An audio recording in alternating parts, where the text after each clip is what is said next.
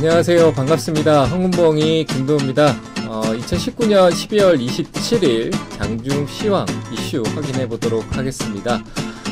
우리 시장, 오늘 시장 배당락이 있고 난 이후에 시장이 가파르게 좀 빠르게 올라가는 흐름을 보여주고 있는데요. 코스피 같은 경우는 삼성전자, 삼성전기 이쪽으로 역시 IT 쪽으로 IT 반도체 쪽으로 좀 수급이 강하게 나타나고 있다라고 보여지고, 역시 제약바이오 쪽에도 일부 반등성의 흐름이 나타나고 있다라는 게 좀 긍정적인 흐름이 나오고 있다라고 볼 수 있을 것 같습니다. 오늘 하루만을 봤었을 때 보통 배당락이 나오고 아침에 좀 음봉이 나타났다가 그걸 다시 방향전환해서 양봉으로 전환되는 흐름이 조금 나타나는 경우가 있는데, 오늘 아침에 조금 빠질 거라고 예상했던 부분이 강하게 탄력적으로 위로 올라가면서 상승을 보여주고 있는데, 이 상승이 계속 지속적으로 나올 거다라고는 우리가 생각해서는 안 된다라는 게 제 판단이고요.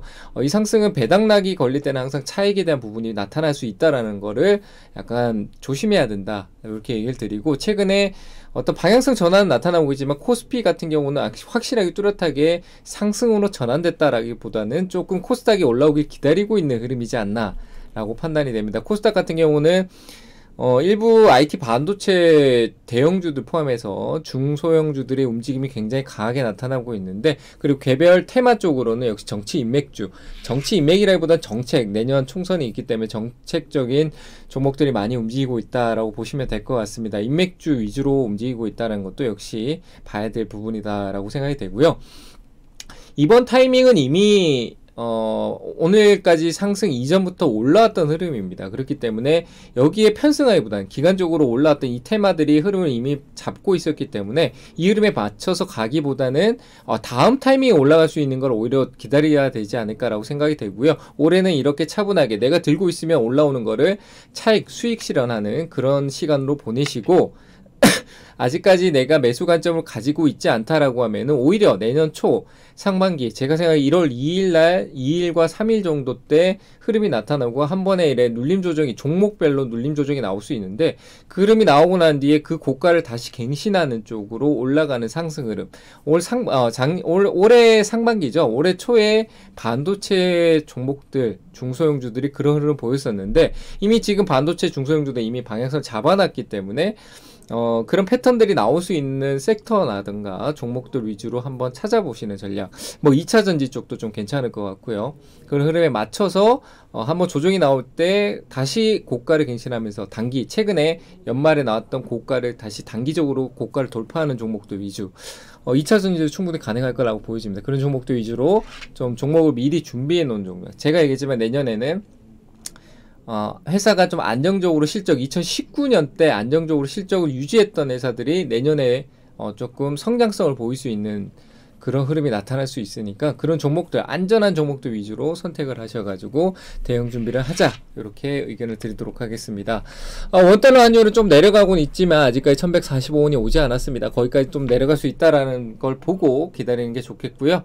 코스피 같은 경우는 2200포인트가 역시 저항선이었는데, 현재는 한번 차트를 보면서 확인해 볼 필요가 있다라고 보여주고, 2168포인트, 그리고 코스닥은 658포인트 오늘 돌파 시도를 하고 있죠. 그런 측면을 좀 지켜보고, 지지는 역시 631포인트인데 아마 다음 주 되면 좀 바뀌지 않을까라고 판단이 됩니다. 차트를 보면서 지수 확인을 한번 해보도록 할게요. 코스닥 같은 경우는 658포인트인데 오늘 딱 저항이 걸렸죠. 659포인트. 제가 생각하는 저항은 앞서 이 지지를 많이 보여주고 돌파가 시도가 있었던 658포인트. 과거에서 봤었을 때도 여기가 저항으로 하락하기 시작했던 자리고, 저항을 받다가 돌파를 했는데 다시 무너지기 시작했던 자리. 이 자리가 역시 오늘 다시 저항으로 보이고 있다라고 보여지니까 역시 확실한 안착이 필요하지 않나라고 보여집니다. 657포인트대로 보여주고 있는데, 역시 저항은 저항이다 라고 생각하시면 좋을 것 같습니다.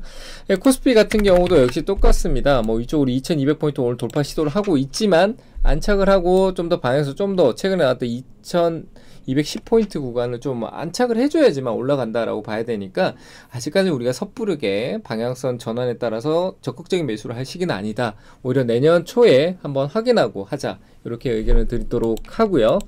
지수는 그렇게 보면 될 것 같습니다. 그리고 제가 선택한 오늘 종목을 한번 보도록 하겠습니다. 오늘은 조금 안전하게 아래쪽으로 좀 볼 수 있는 종목을 생각해보자 라고 했는데, 그런 종목으로 한 종목 선택을 했고, 그리고 코스닥 시장이 올라가는데 이 제약바이오 3인방 셀트리온을 제외하고요, 신라젠, HLB, 헬릭스미스 굉장히 중요한 기로에 와 있는 것 같습니다. 이 방향성에 따라서 코스닥의 판도가 좀 바뀔 수 있지 않을까라고 판단이 되는데, 그래서 이 종목들을 좀 한번 살펴보도록 하겠습니다. 먼저 바이오 쪽을 먼저 살펴보도록 할게요.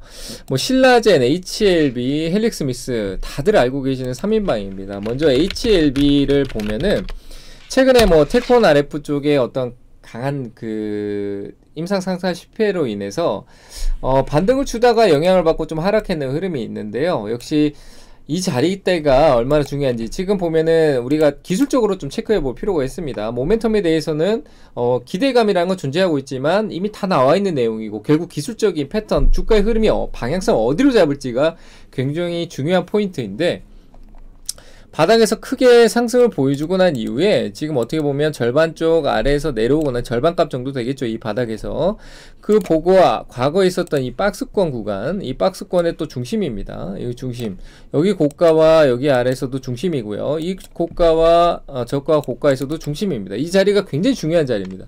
근데 그 기로에서 지금 이제 HLB 같은 경우는 확산의 흐름을 조금 보여주고 있긴 한데, 이게 방향성이 지금 아직까지 위로 올라갔다라고 보기는 어렵습니다. 아직까지 뭐 21선 안착도 오늘 보여주고는 있지만 정확한 안착이라기보다는 흐름을 조금 지켜주는 흐름이긴 하지만 배당락 이후에 그 윗꼬리를 길게 달고 있다.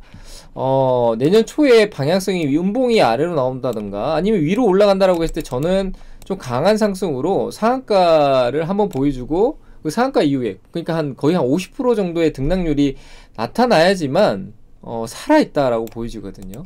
그래서 HLB를 어떤 기준으로 보기엔 조금 애매모호한 기준이 있습니다. 이 자리가 무너졌을 때는 강하게 떨어지고 올라갔을 때는 강하게 올라가야지만 살아날 수 있다라는 건데, 그 가격대가 제가 볼 때 한 14만 6천원, 7천원 정도는 돼야 될 것 같습니다. 위쪽으로 저항이 한 15만 8천원 정도에 자리 잡고 있거든요. 그래서 저는 일단은 안착해야 될 가격대가 한 12만원대를 안정적으로 안착하기 위해서 강한 장대 양봉, 상한가 양봉이 나와줘야 된다라고 판단이 되고요. 그런 흐름을 봤을 때 지금 현재 61선이 무너지고 옆에 밑으로 기고 있는데, 이 흐름에서 기술적 반등이 나오고 꺾여 내려갈 수 있는 위쪽으로 추세대를 하나, 하락 추세대를 하나 만들 수도 있는 흐름이 나타날 수 있기 때문에 어떤 대응이더라도 단기 대응을 하셨으면 좋겠습니다. 제약바이오 같은 경우는, 신라젠 같은 경우도 한번 살펴보면은 지금 현재 신라젠 같은 경우 바닥에 내려와 있죠. 내려와 있는 상황에서 흐름 만들고 있는데, 역시 제가 보는 흐름에서는 이렇게 내려와서 시간 조정까지 포함해서 쌍바닥 형태를 만들어서 이제 꺾고 올라가야 돼요. 뭐 횡보는 하고 있지만 이게 그냥 횡보하는 걸 무시하고 시간적인 조정이다라고 판단했을 때 이런 쌍바닥 패턴 위로 올라가야 됩니다. 오히려 HLB하고 다르게 신라젠은 상한가 2번 정도 나와야 돼요.